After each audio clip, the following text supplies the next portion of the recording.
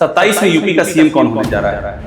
देखिए, मुझे लगता है कि उत्तर प्रदेश में भारतीय जनता पार्टी बुरी तरीके से हारेगी और अखिलेश यादव के नेतृत्व में वहां सरकार बनेगी। ये आप बहुत बड़ी भविष्यवाणी कर रहे हैं, अखिलेश यादव अगले सीएम बनेंगे? बिल्कुल ऐसा लग रहा है। अखिलेश यादव के साथ आपके संजय सिंह के बहुत अच्छे रिश्ते हैं, क्या ये 27 की भूमिका है? योगी आदित्यनाथ और केशव मौर्य में बेहतर कौन लगता है आपको? ब्रिजेश पाठक जी से मुलाकात होती है, उनके बारे में क्या राय है आपकी? वो अपने कम से कम सबके फोन उठाते हैं, सबकी बातें सुनते हैं। संजय निषाद और प्रकाश राजभर, दो नाम आपके सामने लिए। ऐसा मानता हूं कि इन लोगों ने समाज के शोषित वंचित लोगों की आवाज उठाई, इसमें कहीं कोई शक नहीं। लेकिन उत्तर प्रदेश के अंदर पेपर लीक का एक लंबा इतिहास हो चुका है। पुलिस की भर्ती का पेपर लीक, लेखपाल की भर्ती का पेपर लीक, जेई की भर्ती का पेपर लीक, आरओ की भर्ती का पेपर लीक, यहां तक कि हाई स्कूल इंटर का पेपर लीक, पीसीएसजे का पेपर लीक।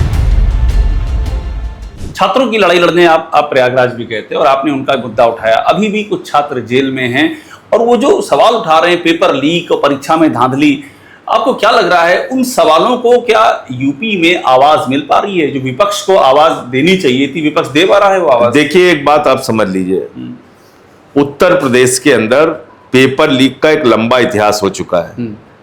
पुलिस की भर्ती का पेपर लीक, लेखपाल की भर्ती का पेपर लीक, जेई की भर्ती का पेपर लीक, आरओ की भर्ती का पेपर लीक, यहां तक कि हाई स्कूल इंटर का पेपर लीक, पीसीएसजे का पेपर लीक, ये तमाम पेपर लीक हुए। उसके बाद केंद्र सरकार के दायरे में जो नीट की परीक्षा होती है उसका पेपर लीक। तो पेपर लीक पे पेपर लीक, इससे नौजवान बुरी तरीके से त्रस्त हो गया है। आपने देखा होगा, पिछले दिन मैं प्रयागराज गया था, बंद कमरे में हॉल के अंदर मैं बातचीत कर रहा था, वहां पर प्रशासन आके मुझे रोकता है। हालांकि मैंने उनको विशेषाधिकार अनंत का नोटिस भी दिया है, तो वहां पे आके प्रशासन रोक रहा है कि भाई आप पेपर लीक पे चर्चा नहीं कर सकते, परीक्षा पे चर्चा मोदी जी करेंगे, पेपर लीक पे चर्चा नहीं करेंगे, उस पे छात्रों का दर्द नहीं सुनेंगे। 5 छात्रों ने अब तक आत्महत्या की है, छात्र छात्राओं ने। तो उसके लिए जिम्मेदार कौन है? उसकी किसी की तो जवाबदेही तय होगी। नीट का 2024 में अभिषेक जी जो पेपर लीक हुआ था, उसमें 55 लोग गिरफ्तार हुए थे और सीबीआई ने 90 दिन में चार्जशीट दाखिल नहीं की, उनको जमानत मिल गई।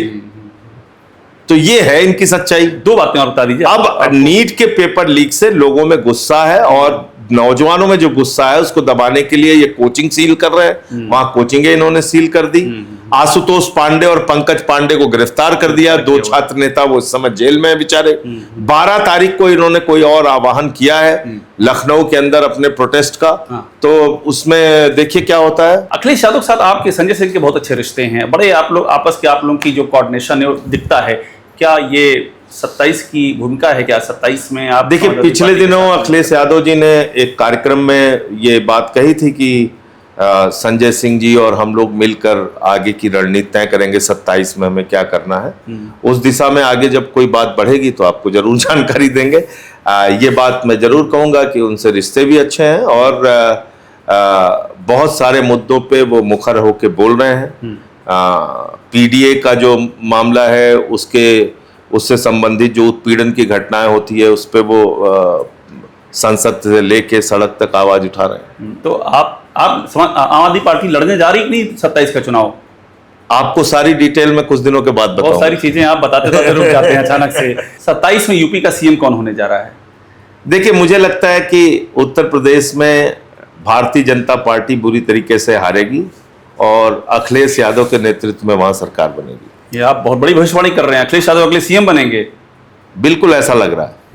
ये क्योंकि पीडीए जो है वो कुल मिला के आज संगठित है और पीडीए ने ही लोकसभा में बुरी तरीके से हराया था भारतीय जनता पार्टी को, और मोदी का जो करिश्मा था, 400 पार का जो उनका नारा था, उसको अयोध्या तक में रोका था पीडीए ने। तो मुझे लगता है कि वो आपको विधानसभा चुनाव में 27 में भी देखने को मिलेगा। पर संजय भाई, गैप बहुत है, 17 में 47 सीटें, फिर 111 सीटें आई। आना है जीतने के लिए, चुनाव पार करने 202 के लिए 202 आना है। तो लगभग दूने का गैप है, ये कैसे पूरा होगा? अखिलेश यादव कैसे पूरा? देखिए, अगर लोकसभा के आप असेंबली सेगमेंट के नतीजे देखेंगे जो अभी 2024 में मिला है अखिलेश यादव जी और उस गठबंधन को, तो आप देखिएगा कि उसमें बहुमत आएगा, ऐसा पूरा लग रहा है अखिलेश यादव का। योगी आदित्यनाथ और केशव मौर्य में बेहतर कौन लगता है आपको? अब देखिए, ये आपकी बातचीत यूपी के तमाम नेताओं से, अगर आप मुझे बीजेपी के बारे में सवाल पूछेंगे तो बीजेपी की नीति क्या है?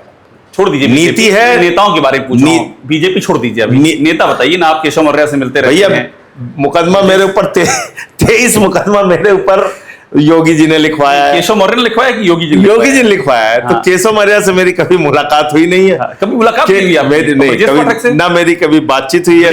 ब्रजेश पाठक से? ब्रजेश पाठक जी से मुलाकात होती है। उनके बारे में क्या राय है आपकी? वो अपने कम से कम सबके फोन उठाते हैं, सबकी बातें सुनते हैं, एक मंत्री के तौर पे जो उनकी जिम्मेदारी है उसको काम करते हैं। मैं तो उनके बारे में यही धारणा। आपको रोकना नैतिकता के खिलाफ हो जाए, आपको बहुत जरूरी काम जाना है। संजय निषाद और ओम प्रकाश राजभर, आपकी क्या राय है? संजय निषाद और ओम प्रकाश राजभर, दो नाम आपके सामने लिए। देखिए, मैं ऐसा मानता हूं कि इन लोगों ने समाज के शोषित वंचित लोगों की आवाज उठाई, इसमें कोई शक नहीं है जी।